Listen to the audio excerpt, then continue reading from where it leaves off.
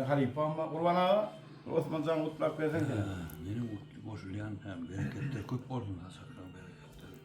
Osman Can'ı ya şu uluk gördüm, görce oğurdum, oğurun olup yetiştirdim.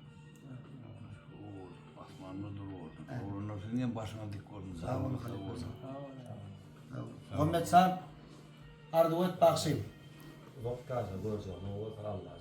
Trend top geçmeden olur. İnşallah. Bir akal Halife Ahmet Merdan Hostur diyor fun oğlu. Akal Hostur diyor. Arduet akal zan. Tamam. Osman Can Udokkası diyeyim Allah zan gelecekte şu bariyan yıldızlardan büyük bol insanlardan. Amin. Amin. Amin. Tam kulluğa. Osman ya son duyma Kulluğa diyecek. Allah. Emdamızın yara kapıyına taydık geliyor Ramazan. Sağ ol, edemden. Osman Can, bile başladık çıkayım. Devat yardım mı? Ya şu değil olsun. Dinle de menden ileriden trend de olacağım. Görsün, dinle olsun. Bega. Eline dağ. Osman Can, zihine kutlu olsun. Dine doğru, onu toy diye bir şey diyor. Ya gelecekte aramızda.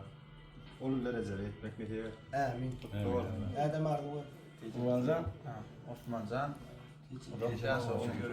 Allah Can, doğulan önünde otursun da yaşlı oğlanlardan, bağda yolda da oturmak nasip etsin Allah Can. Amin. Yaşlı olsun.